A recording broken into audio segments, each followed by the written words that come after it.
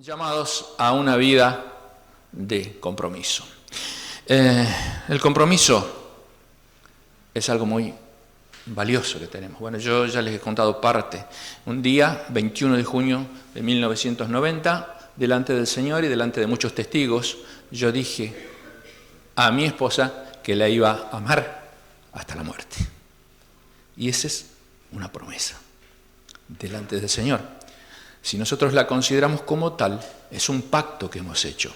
Y hemos puesto otros testigos que han sido los que han visto, los que han escuchado, los que han sido testigos visuales, presenciales de la decisión que hemos tomado. Y he prometido aquel día cumplirla hasta el fin. Y gracias a la bondad del Señor, gracias a la fuerza del Señor, gracias al Espíritu Santo que ha estado siempre guiándonos y apoyándonos, ha sido realidad. Y puedo decir que es mi esposa, es la mujer que amo y es lo que Dios me ha regalado. Y Dios me ha bendecido mucho a través de ella. Y es lindo tener un acuerdo con alguien. Y es lindo respetarlo ese acuerdo y es lindo sentir cómo Dios va bendiciendo ese acuerdo. Pero déjenme decir, gracias, que desde el punto de vista espiritual, el compromiso es la entrega que hacemos de nuestra vida en las manos de Dios como un depósito. ¿Sí? Para que Él sea en realidad el árbitro legal, con plena autoridad para dictaminar si la fidelidad que hemos pactado con Él y su obra sigue invariable dentro del marco inicial. Cuando conociste al Señor, le dijiste: Señor, deposito mi fe en ti, yo creo en ti. Yo hablo de la escalera de la salvación cuando hablo de Efesios capítulo 1, versículo 13. Habiendo oído el mensaje, ¿no es cierto?, de la verdad, la palabra de la verdad, el evangelio de vuestra salvación, y habiendo creído, segundo escalón, escuchado primero, oído la palabra, creído después, fuisteis sellados con el Espíritu. Y ahí nace una relación. Nos hicimos hijos de Dios. Entramos a formar parte de la familia de Dios. Dios nos perdonó nuestros pecados, ¿sí?, por el derramamiento de su sangre. Dios nos justificó por la fe, nos hizo sin culpa. Dios nos redimió, nos volvió a comprar. Dios nos adoptó, nos hizo miembros de la familia de Dios. Dios nos santificó, nos separó, nos preparó, nos hizo diferente, nos puso en Cristo, en esa santidad posicional, y nos dio la posibilidad de andar en Él, que es la práctica. Ese día también recibimos la regeneración, el nuevo nacimiento, el Zoe, el Espíritu de Dios viviendo en nuestra vida, la noche del compromiso. ¿Cuándo conociste al Señor? Siempre pregunto esto, porque lo más importante que podemos tener. Si no estamos jugando a la iglesia, si no tenemos miembros en nuestra iglesia que asisten, cantan, vienen, oran, son religiosos, leen la Biblia, pero no viven, no son de la familia de Dios. Entonces mi pregunta siempre es en la iglesia: ¿cuándo recibiste al Señor? Porque vengo de un trasfondo africano donde son animistas y les gusta ir a la iglesia. Creen en los espíritus y tienen miedo. Y le tienen miedo a Dios, y le tienen miedo al diablo, y le tienen miedo a los espíritus. Entonces quieren cumplir con todos. Y quieren tener un pie con Dios y un pie con el enemigo. Por eso siempre pregunto: ¿dónde está el depósito? ¿Dónde está tu fe? ¿Cuándo hiciste tu compromiso con Dios? No me puedes decir: mi papá venía a la iglesia, yo leo la Biblia desde chiquitito, yo aprendí muchas... No, todo eso está perfecto, está bueno y es maravilloso. Pero ¿cuándo vos recibiste a Cristo? ¿Cuál fue la noche, el día, la tarde, el momento? ¿Cuál fue la palabra que el Espíritu Santo usó? ¿Cuándo le dijiste: Señor, me doy cuenta de mi naturaleza, me doy cuenta? ¿Cuándo? Porque si no hiciste eso, no podemos hablar de esto esta noche. Hoy queremos hablar de nuestro compromiso con el Señor. ¿Cuándo empezó tu vida con Él? ¿Cuándo Él te hizo entender que necesitabas de Él? Y cuando le dijiste, Señor, te necesito. El idioma que hablaste, la manera que vino, la palabra que vino, es personal. Cada uno tiene su experiencia. Pero tienes que tener claro esto de la noche del compromiso. Dice el apóstol Pablo al final de sus días, yo sé a quién he creído y estoy seguro que es poderoso para guardar el depósito. ¿Qué depósito? La fe. Su vida había sido puesta en el Señor. Y él también dice, ya no vivo yo, Cristo vive en mí. Porque nos da esa experiencia, nos transmite esa experiencia. Y mi pregunta sería reflexiva en esta noche para vos, o para usted, hermano, o para usted que está aquí. ¿Cuándo? ¿Cuándo inició tu compromiso? ¿Cómo fue? ¿Cuándo fue? ¿Qué palabra Dios tomó para ti? Porque el compromiso se va a ver en actitudes, se va a ver en acciones, se va a ver en palabras. Y esta noche quiero traerles a ustedes un personaje, Juan el Bautista, Juan 5:35. Él era antorcha que ardía y alumbraba, y vosotros quisisteis regocijaros por un tiempo en su luz. A ver, muchachos, si podemos repetir este versículo. ¿Cómo hacíamos en la escuelita? A ver, él era antorcha que ardía y alumbraba, y vosotros quisisteis regocijaros por un tiempo. ¿Saben quién dijo estas palabras? ¿Quién las dijo? ¿Quién las dijo? No, estas palabras, ¿quién las dijo? Está hablando de Juan el Bautista, pero ¿quién es el que las dice? El Señor Jesús. El Bautista ya había muerto. Juan ya había muerto. Él era antorcha que ardía y alumbraba, y vosotros quisisteis. Si ustedes ven, he puesto 3 colores. He puesto el rojo para era, antorcha que ardía y alumbraba, porque resumen un poco el tema de nuestra conferencia. El tema es, mi compromiso está refiriéndose a su relación con el Señor. Él era. ¿Quién soy? ¿Quién eres? Hoy tenemos una crisis de identidad tremenda en nuestra ciudad. Yo me autopercibo, ¿han escuchado esa palabra? Yo me autopercibo un gato, y me hago cosas, me hago bigote, salgo en la foto, la subo a Face, soy el gato. Me autopercibo mujer, me autopercibo hombre, No sabemos quiénes somos. Estamos trabajando a nivel con Adriana y con otros hermanos, porque tenemos serios problemas en nuestros adolescentes. No saben quiénes son, y encima en los colegios le ayudan a no saberlo, a tener más dudas, a crear problemas. ¿Quiénes somos? Juan era. Sabía quién era. Cuando hablo de antorcha que ardía, hablo de lo que tenía internamente, de su compromiso, de su ministerio, de su razón de ser, de su servicio. Y cuando hablo de alumbraba, estoy hablando de su testimonio externo, lo que impactaba su persona y su presencia. Quiero que pensemos en esto. Juan el Bautista, su primer fundamento en el compromiso era la ubicación. ¿Dónde estaba Juan? ¿Dónde estaba Juan? Dice que el versículo 80, miren, Lucas le dedica un capítulo entero a la historia de Juan. Habla de la visita de María, habla de la circuncisión, habla de la profecía que hace Zacarías, su papá, cómo se queda mudo, y cuando le preguntan cómo se va a llamar, no les leo porque todos son 80 versículos, cómo se va a llamar, le dice Juan. No, Zacarías no hablaba, la que hablaba Isabel. No le confían a la mujer y van a preguntarle, Juan, ¿cómo se llama? Dame un papelito, me escribe. Perdón, Zacarías, ¿cómo se va a llamar? Juan. Pero no hay nadie en tu familia.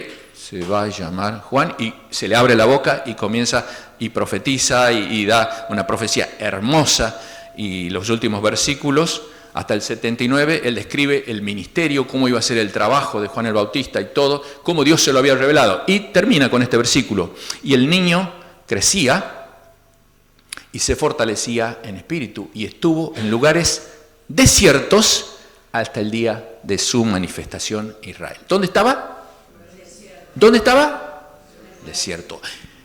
Era importante el lugar que Dios había escogido para él, el desierto. Interesante, ¿no? Jamás perdió la dimensión del desierto Juan el Bautista, porque fue el lugar que Dios escogió para él. Dice la palabra del Señor en Mateo 3:2, 1 y 2. En aquellos días vino Juan el Bautista predicando en el desierto de Judea y diciendo: arrepentidos, porque el reino de los cielos se ha acercado. ¿Por qué él mantiene su testimonio, su trabajo, su servicio y su compromiso con Dios en el desierto? Lucas nos explica. Está escrito en el libro de las palabras del profeta Isaías, que dice: voz declama en el desierto, preparad el camino del Señor, enderezad sus sendas. Queridos, aquí aprendemos esto de Juan. Esa antorcha tenía una ubicación, y esa ubicación él la asumió como compromiso y fue voluntario. ¿Cómo tocó Dios tu vida? ¿Por qué estás en la iglesia? Vignon se pronuncia, ¿no? ¿Sí? ¿Por qué estás ahí en Liniers? ¿Por qué sos de Vélez? Perdón. ¿Por qué estás en Viñón? ¿Es tu lugar? ¿Viste que se usa mucho: estoy en el centro de la voluntad de Dios? Me gusta esa frase y a veces me da miedo. ¿Cuál es el centro de la voluntad de Dios? ¿Estás seguro dónde estás? Juan la tenía clarita, ¿eh? Juan la tenía clarita. No salió del desierto. Y si ustedes ven, las veces que sale del desierto son para ir en Cana, cuando lo llevan en la cárcel, o cuando él va al palacio, que lo llevan para denunciar: te portaste mal, andás con la mujer de tu hermano, y después le cuesta la vida, claro. Pero su ministerio está en el desierto, en una ubicación voluntaria. Ocupó el lugar de su compromiso con Dios y en ningún momento se planteó salir de ese lugar divinamente escogido por Dios para él. Por mantenerse en el desierto, Dios le trajo la provincia de Judea, la capital. Todos iban a verle Queremos escucharte. Hermano, es interesante que nosotros prácticamente esto lo llevemos a nuestro ejercicio del ministerio. ¿Dónde estamos? Hoy está muy de moda: estoy acá, mañana me voy a la otra iglesia, mirá, ya cantan mejor. ¿Vieron? No sé si pasa por acá, pero por el norte pasa. No tenemos una posición de servicio, no tenemos una identidad.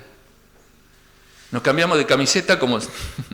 O sea, disculpen que use esta expresión, pero lo que quiero decir es que es como que no sabemos qué es lo que Dios quiere para nosotros y no tenemos claro dónde nos puso el Señor. Y ahí vuelvo al tema de hoy de la mañana, como empezaba con Jeremías: ¿dónde te puso el Señor? ¿Cuál es tu trabajo? ¿Cuál es el deporte que te gusta porque el Señor te puso? ¿A qué gimnasio vas? Bueno, ¿qué tenés que hacer en ese gimnasio?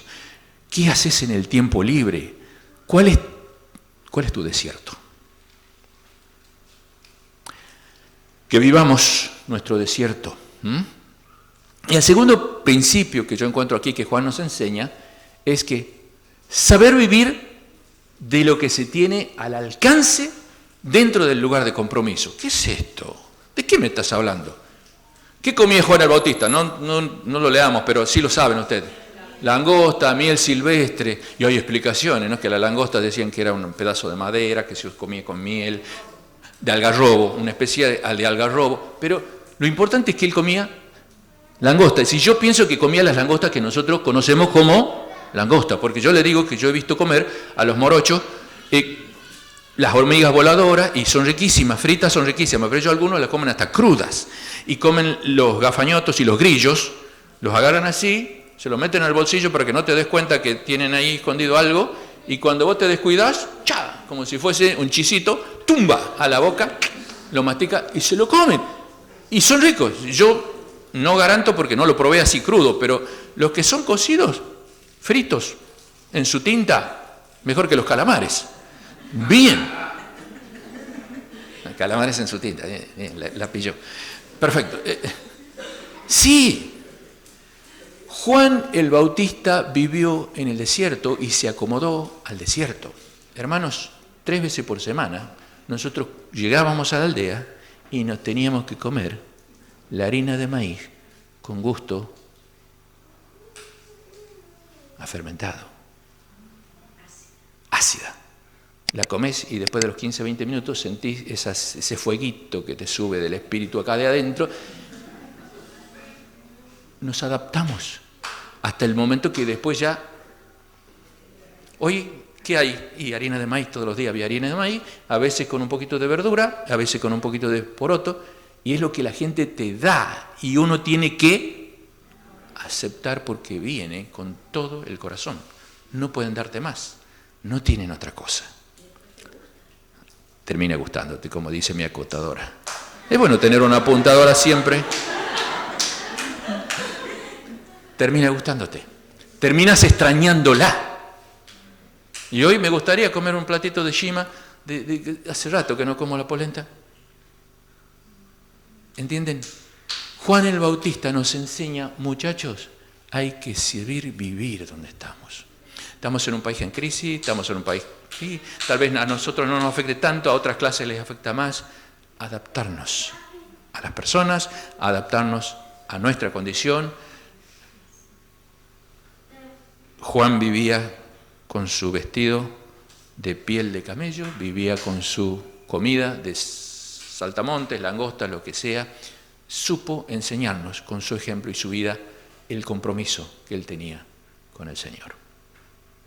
El impacto de Juan en su ubicación fue tan grande que no solo atrajo a los pecadores que vivían y que venían al arrepentimiento, sino también al liderazgo espiritual de la nación. Y es así que tenemos 2 encuentros. El primero de ellos es cuando vienen los judíos enviaron a los sacerdotes y a los levitas. Y le van a hacer una pregunta a Juan. ¿Tú quién eres? ¿Qué te pasa? ¿Por qué vivís así? ¿Por qué tenés ese ministerio? ¿Cuál era el centro del interés del sumo sacerdote? Este es el testimonio de Juan. Cuando los judíos enviaron de Jerusalén sacerdotes y levitas para que le preguntase, ¿tú quién eres? Y aquí viene una respuesta maravillosa. Juan dice, confesó y no negó, sino confesó, yo no soy el Cristo. Si ustedes estaban esperando al Mesías, yo no soy. Qué interesante pensar en la posición de Juan. Juan la tenía claro, él sabía quién era. Era el siervo que Dios había escogido, que Dios había preparado para preparar el camino y no se la creyó. No se le subieron los humos por la tamaña responsabilidad que Dios y privilegio que Dios le había dado. No. Yo no soy el Cristo. Yo soy un simple obrero de Dios. Y le preguntaron, entonces, ¿qué pues? ¿Eres Elías? No. ¿Eres tú un profeta? No. ¿Quién eres? Para que demos respuesta a los que se enviaron. ¿Qué dices de ti mismo? ¿Quién sos? Identidad. Una de las crisis mayores que tenemos en la sociedad, se los dije hoy en la mañana. ¿Quién sos? Porque para poder hacer el ministerio que el Señor preparó, para poder estar comprometido y relacionado con Él, tenés que saber quién sos. Tenés que la tener clara. Y yo les dije hoy, hermanos, ustedes y yo, hemos sido elegidos por Dios. No, pero no hay elección. Sí hay elección. Todos hemos escogido. La naturaleza humana, el hombre ha sido escogido para estar con Dios. No hay ningún hombre igual a otro, se los dije. Puede haber 8 billones de personas en el mundo y ninguna va a ser igual a otra. Ni aún tu hermano mellizo, gemelo, como quieras llamarle, unicigoto, no va a ser igual a vos. Somos únicos. ¿Quién sos? Soy adoptado por el Señor. Puedo llamarle papito querido al Rey del universo. Abba, Pai, Padre, Papito. Eres hijo del Rey de Reyes. Tienes un lugar en el cielo. No te olvides de eso. Que no me quiere, que en la iglesia no me visitan, que ya me dejaron, que se olvidan los hermanos. Hermano, por favor, no seas niño. Eres hijo del Señor. No saques argumentos de la carne, del demonio, no sé de dónde vienen, no lo busquemos el origen. Pero eso nos divide, sectariza nuestras iglesias, hace que nos sintamos frustrados, no seamos llenos. Alguien que está en el compromiso con el Señor, alguien que conocía la verdad, nos dice, yo no soy eso, no soy el Cristo, yo sé quién soy, yo soy nada, yo soy nada. En la obra de Dios no sirve el renombre, sino la ubicación que tenés dentro de ese compromiso con Dios. ¿Dónde te puso el Señor? ¿Te puso en Minón? Bien. ¿En qué familia te puso Dios? En la mía. No me gusta mi papá, no me gusta mi mamá, no me gusta mi... Dios te puso ahí. Tenés que vivir, saber vivir ahí. Adaptarte, ayudarlos. Fue una lucha con nuestra familia. Nosotros les amamos, les escribimos. Y hoy me quieren. No piensen que no me quieren, no se queden con la imagen de... No, sí me quiere. Yo la levanto a mi suegra, la levanto, la masco, la paseo, Tiene sus cosas. Pero tenemos que saber vivir, amar, adaptarnos al medio donde el Señor nos puso para realizar nuestro verdadero compromiso con Él. ¿Sí? Bien. Segunda cosa. Ubicación. ¿Dónde estás? Segunda cosa es, ¿qué es lo que nos motiva a trabajar en este compromiso? ¡Wow! Aquí viene la segunda visita que recibe Juan. Primero habían sido los levitas y ahora son los fariseos, el otro grupo. Y los que habían sido enviados eran de los fariseos. Y le preguntaron, le dijeron, ¿por qué pues bautizas si tú no eres Cristo, ni Elías, ni el profeta? Ahora es, ¿por qué haces? Juan les respondió diciendo, yo bautizo con agua, mas en medio de vosotros está uno a quien vosotros no conocéis. Este es el que viene después de mí, el que es antes de mí, del cual yo no soy digno de desatar el calzado. Le hizo un trabalengua ahí. ¡Pah! Los fariseos quedaron mirando, pero me gusta el corazón de Juan. ¿Por qué haces lo que haces? ¿Qué te motiva, Juan? ¿Quién te dio ese? Miren, yo simplemente los bautizo en agua, pero yo sé para quién trabajo. Yo sé quién es el dueño de la obra. Yo sé cuáles son sus capacidades, su autoridad y todo. Y yo no le puedo tocar ni las trenzas. Yo no me puedo ni siquiera agachar ante él para tocarle sus sandalias. ¿Por qué haces lo que haces? Respondió Juan diciendo a todos, yo a la verdad bautizo en agua, pero viene uno más poderoso que yo, de quien yo no soy digno de desatar la correa de su calzado. Él os bautizará con el Espíritu Santo y fuego. La tenía clarísima. Qué bueno que es cuando nosotros sabemos por qué hacemos lo que hacemos. Me gusta ser un crítico de nosotros. ¿Por qué cantamos de sentado? ¿Por qué oramos de pie? ¿Por qué en la cena no tocamos los instrumentos y en la otra reunión sí tocamos los instrumentos? ¿Por qué? Disculpen que yo tire esas cosas, pero son cosas que siempre me pregunté desde que era niño y me odiaban, pienso yo, los misioneros que nos visitaban, porque le hacía preguntas así de ese tipo que a veces ellos, por su investidura sacerdotal de la corbata y el saco, tenían que respetar las tradiciones a veces, o tal vez ellos nunca se la preguntaron, no sé. Pero nosotros a veces, de travieso, entiendan este término, preguntábamos cosas que, ¿por qué? ¿Por qué lo hacemos así? ¿Por qué no lo hacemos de otra manera? Juan, la tenías clara. ¿Quién te autoriza a bautizar? No. Yo sirvo a alguien. Él me mandó, Él es el que hace, Él es el que hace las cosas, y yo simplemente estoy haciendo una cosa, que para ellos era trascendente, ¿no? No vaya, los fariseos se purificaban antes de entrar al templo pasando por el estanque de Betesda. Muchas veces se metían, se sumergían y salían como una señal, pensando que el estanque de Betesda tenía las propiedades de purificar antes de entrar al templo. Y esto lo hacían. Y Juan lo único que hacía era ese bautismo de arrepentimiento y nada más. Nadie dentro de esta obra puede trabajar para su propia gloria. Y Juan nos enseña esto. Yo no soy nadie. Yo no puedo, yo no soy ni siquiera un profeta, me considero. Pero nos enseña de humildad. Nadie de esta obra puede trabajar para su propia gloria, sino únicamente para la gloria de aquel que vino a salvarnos por nuestros pecados. Queridos, ¿por qué estás en el grupo de alabanza? ¿Por qué sos profesor, maestro en la escuela dominical? ¿Por qué estás ejerciendo el ministerio con los adolescentes? ¿Por qué? ¿Por qué? ¿La tenés clara? Porque esto va a determinar el compromiso que tengas con el Señor. ¿Por qué? ¿Cuál es el motivo para hacerlo? Es que, mira, ¿sabes? En nuestra iglesia no hay nadie más que lo pueda hacer. Si no lo hago yo, a veces pasa que llegamos a pensar eso, que somos lo que nosotros vamos a hacerlo. Si nosotros no lo hacemos, no hay nadie aquí que lo va a hacer. Y dice, ¿querés que te diga una cosa? Nadie lo va a hacer mejor que yo. Ese es peor. Y ojo que no lo decimos, lo queremos demostrar que es peor.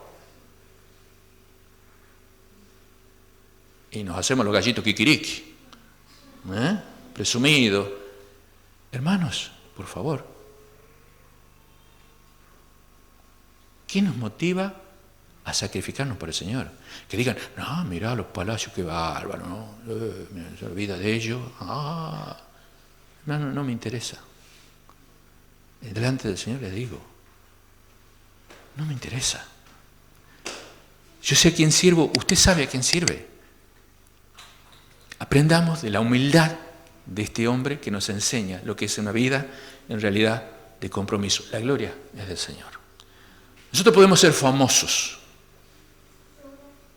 ¿Sabían eso? En África, donde nosotros vivíamos, creo que había muy pocas personas que no nos conocían. Desestimable el número. Más de 400.000 personas llegábamos, el auto, obviamente lo conocían, es el auto del doctor Joan. Los musulmanes, los chinos, los africanos, doctor Joan. Entrabas al negocio, doctor Joan, ¿qué va a elevar? ¿Qué va a comprar? Doctor Joan, ¿qué precisa? Famoso. Doctor Joan, doctora Adriana, famoso. La gloria del Señor. Hay diferencia. No quiere decir que no vas a ser conocido, puedes ser reconocido, pero la gloria no se la quites al Señor.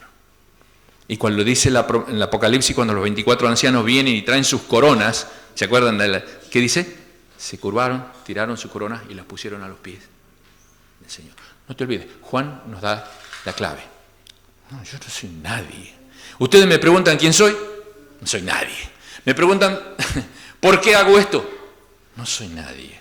Yo no hago nada. El que hace es el dueño de la obra y la gloria es de Él.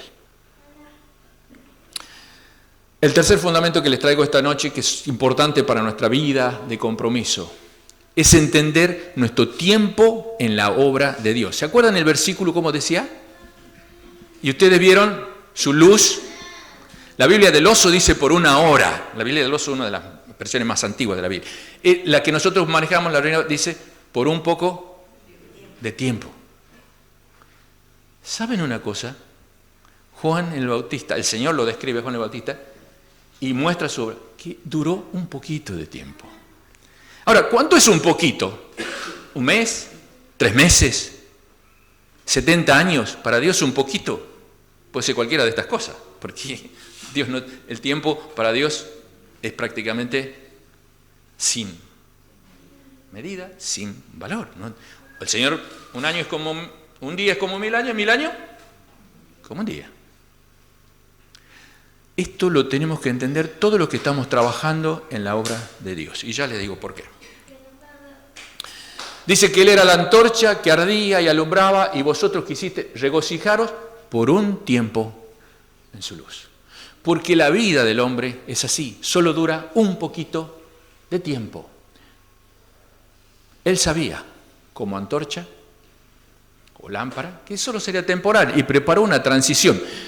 Ustedes se acordarán, 20 años más o menos después del ministerio que muere Juan el Bautista, aparece un señor llamado Apolos predicando, y lo escuchan Priscila y Aquila, y claro, se agarran la cabeza, ¿dónde? Homilética, ¿cómo está la teología?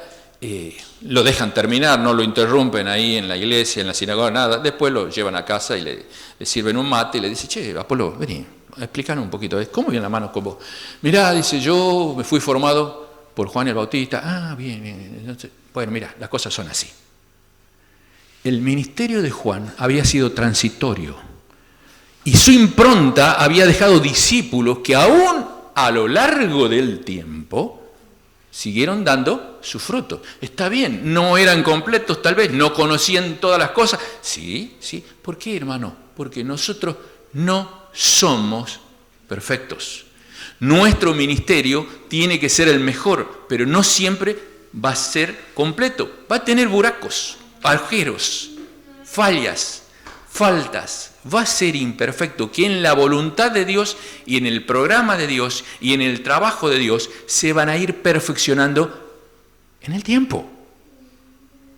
Juan el Bautista, aquí tenemos el primer ejemplo. Un gran orador, todo. Había escuchado a Juan, aprendido con él y siguió dando sus frutos en las limitaciones de su cualidad y conocimiento, pero que después cambió y se perfeccionó. Lo mismo le pasa al apóstol Pablo. Este había sido instruido en el camino del Señor y siendo de espíritu fervoroso, hablaba, enseñaba diligentemente lo concerniente al Señor, aunque solamente conocía el bautismo de Juan. Estaba limitado en su teología. Y comenzó a hablar con denuedo en la sinagoga, pero cuando lo oyeron Priscila y Aquila, le tomaron aparte, les pusieron más más mejor, diría un tucumano, menos peor, más mejor. Le explicó bien cómo eran las cosas, y bueno, fue reencausado el ministerio de Apolo. Ahora, lo mismo pasa en Éfeso, el apóstol Pablo esta vez. Impresionante. Encuentra dos, aconteció, dice que entre tanto que Apolos estaba en Corinto, Pablo, después de recorrer las regiones superiores, vino a Éfeso, y hallando ciertos discípulos les dijo, ¿recibisteis el Espíritu Santo cuando creísteis? Y dijeron, ¿qué? Ni siquiera hemos oído hablar del Espíritu Santo. Entonces les dijo, ¿en quién pues fuiste bautizado? Ellos dijeron, en el bautismo de Juan. Y dijo Pablo, Juan bautizó con el bautismo de arrepentimiento, diciendo al pueblo que creyesen en aquel que vendría después de él, esto es, en Jesucristo. Cuando oyeron esto, fueron bautizados en el nombre de Jesús. Y habiendo impuesto Pablo las manos, vino sobre ellos el Espíritu Santo, hablaron en lenguas, profetizaban, y eran todos unos 12 hombres. Miren, discípulo de alguien que tuvo un ministerio fugaz. No estaba completo, pero él dejó su secuela y la transición se hizo. Hermanos, es importante que hagamos la transición. Cuando yo hablo de esto, quiero hablarles prácticamente. ¿Qué estás haciendo en la iglesia? ¿Cuál es tu ministerio? Bueno, ¿quién, como se dice en África, que no te pase esto, ¿no? Pero si te morís esta noche, ¿quién sigue haciendo lo que estás haciendo vos? ¿Quién toma la posta? ¿Quién tiene la antorcha? Y me gustaría decirles, hermanos, que cada uno en el área donde esté formando sus jovencitos y, ¿por qué no, adolescentes en el mismo camino? ¿Qué quiero decir con esto? Si estás en el manejo del retroproyector, de lo que hace, supongamos que tiene un problemita estomacal, mi hermano, y no puede estar presente ahora. ¿Quién lo reemplaza?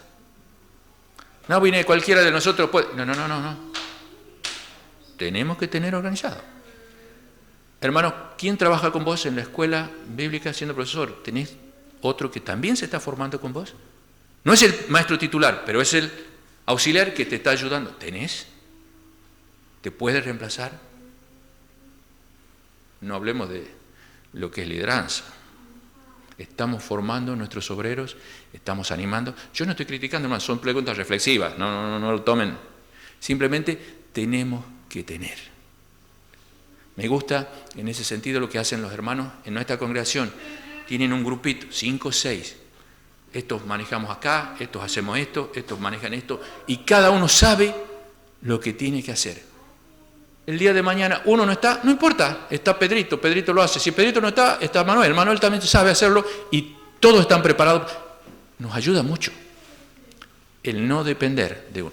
El ministerio de Juan fue un ministerio de enseñanza a ese nivel también. La transición que hizo, la gente que dejó, y nosotros ni sabemos, que lo encontraron los discípulos después, otras personas la encontraron después de años, y su ministerio seguía dejando personas. ¿Cuáles son los frutos de nuestro ministerio? Si somos conscientes de que somos lámparas temporales, que vamos a morir, déjenme decirlo así, que nos puede venir una enfermedad. ¿Quién te dice que no te viene un accidente vascular? ¿Quién te dice que no tenés un problema? Y vos no podés tener más actividad visible. ¿Quién te dice?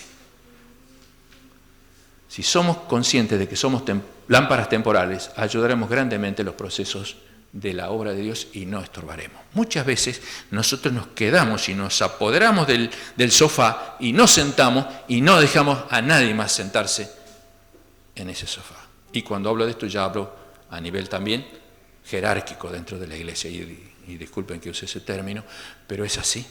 Conocemos ancianos que a veces tienen 85 años y siguen siendo ancianos de la iglesia y potencialmente no pueden ejercer su función porque no están en todos sus cabales o no están en todas sus fuerzas. Y tenemos caudillos dentro de las iglesias. Que no sea así en nuestra congregación. Hermanos, les animo, no estoy pegándoles con un chicotazo, no es eso. Es simplemente pensar en el ejemplo de Juan. Somos temporales, porque si no somos conscientes de esto, tenemos un problema. Hay un peligro en no entender este fundamento. ¿Se acuerdan de 2 Samuel 11:1? Dice la palabra: aconteció en el año siguiente, en el tiempo que salen los reyes a la guerra, que David envió a Joab y con él a sus siervos y a todo Israel, y destruyeron a los amonitas y sitiaron a Rabá, pero David se quedó en Jerusalén. ¿Se acuerdan qué pasó? ¿Se acuerdan qué pasó? Paseándose por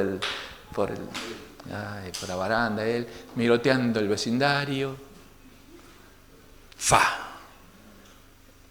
El diablo es astuto. No estuvo donde tenía que estar en su momento. Fuera de lugar. Un problema de ubicación y un problema de saber que hay que manejar los tiempos en la obra de Dios. Vino Betsabé, después el pecadazo peor contra Urías, el asesinato y todo lo demás. Final fatal. ¿Qué pasa con el otro factor que quiero traerles? 2 Samuel 21, 16, 17. Otro error de David con el factor tiempo. Esta vez se va a la guerra. Viejazo ya. Dice, Isbi-Benó, uno de los descendientes de los gigantes, cuya lanza pesaba 300 siclos de bronce y quien estaba ceñido con una espada nueva, trató de matar a David. La escritura nos dice en el versículo anterior, y David se cansó. Estaba peleando y se cansó. Interesantísimo el detalle. Se cansó. ¿Por qué? Porque ya no era tiempo de ir a pelear. Cuando tuviste que ir a la guerra, te quedaste en la baranda. Y cuando te tenías que haber quedado en la baranda, saliste a pelear. Mas Abisai, hijo de Sarbia, su sobrino, llega en su ayuda, hirió al filisteo, lo mató. Entonces los hombres de David le juraron diciendo: muchacho, nunca más de aquí en adelante saldrás con nosotros a la batalla, no sea que se apague la lámpara de Israel. Ya pasó tu tiempo. Hermanos, es importante que conozcamos que somos cíclicos. Nosotros hace más de 6 años que estábamos orando por volver al país, porque tenemos un ciclo.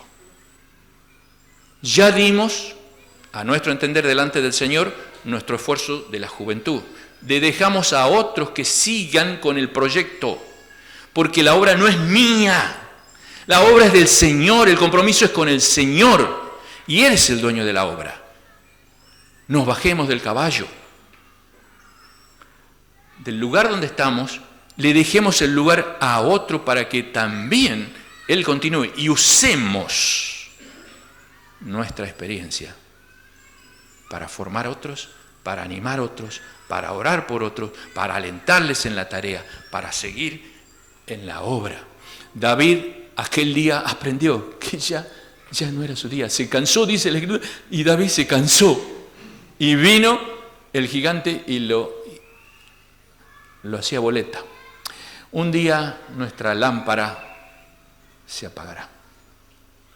Pero la luz de Cristo que está brillando en esta obra de Dios nunca se apagará, porque es divina, inagotable y eterna.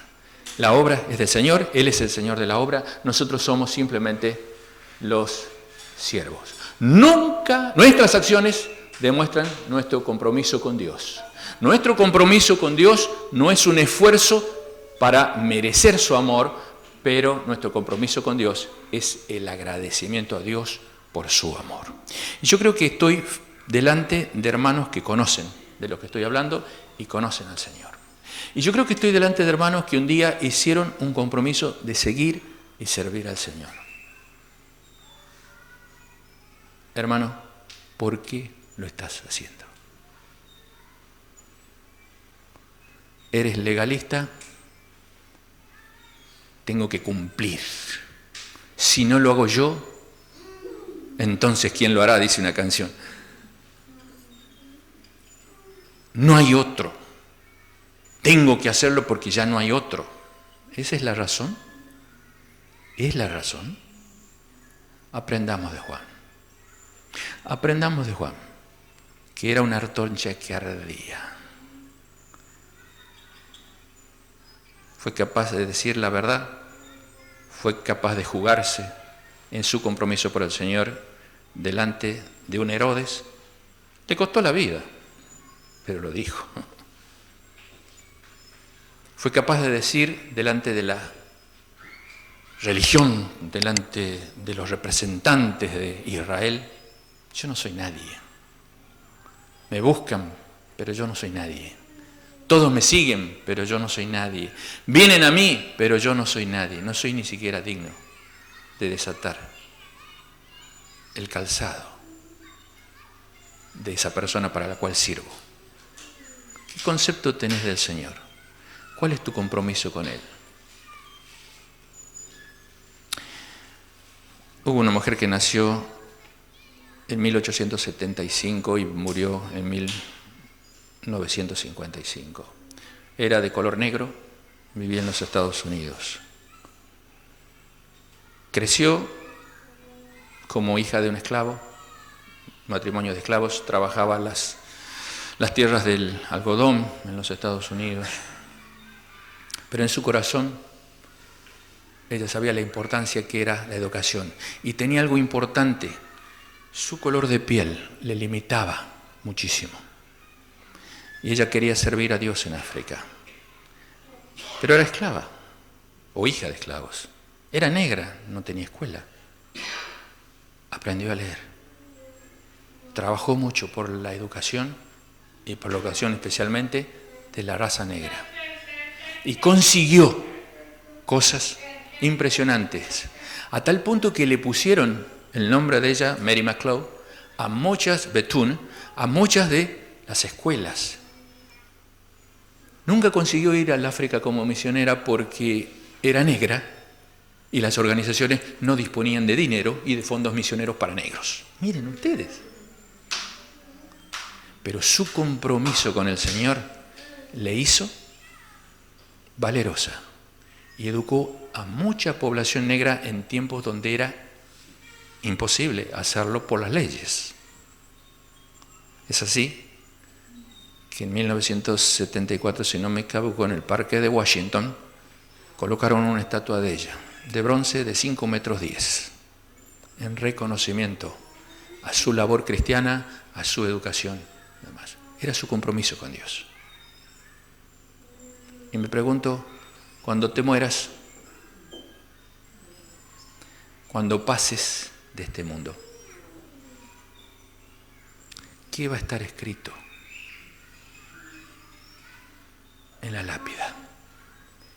¿Qué van a decir las personas que están aquí afuera viendo tu cajón, tu cuerpo frío ya? ¿Cuál va a ser el testimonio de sus vidas? Que puedan decir, aquí está alguien que supo vivir la vida, que supo dónde vivía, que supo dónde estaba, que supo de los valores, que vivió, habló y vivió su compromiso con Dios. Que el Señor te bendiga, te anime a que tengas un conocimiento real de quién eres para el Señor y qué es lo que quiere con tu vida, que tu vida vale mucho y que yo, vuelvo a repetir como lo dije esta mañana, no puedo hacer lo que vos haces, ni vos nunca vas a poder hacer lo que yo hago, porque Dios no te va a pedir eso, te va a pedir lo tuyo. Amén. Señor, gracias por esta noche, y cuando estamos delante de ti y reconocemos hombres como este, que tu Hijo es una maravillosa descripción, esa antorcha que ardía y que iluminaba. Señor, que tomemos el ejemplo de ese corazón y como tú lo describiste, un día nunca se va a levantar un hombre como Juan. ¡Wow! Señor, no tenemos que decirte, simplemente queremos ser esos hombres, esas mujeres, que el día de nuestro final la gente pueda dar testimonio y decir, este de verdad era un hijo de Dios. Señor, ayúdanos a imitar los buenos ejemplos, ayúdanos a saber de verdad por qué vivimos para ti. Ayúdanos a honrar el compromiso que un día tomamos en tu presencia y que tú seas el dueño de la gloria. En el nombre de Jesús te lo decimos. Amén.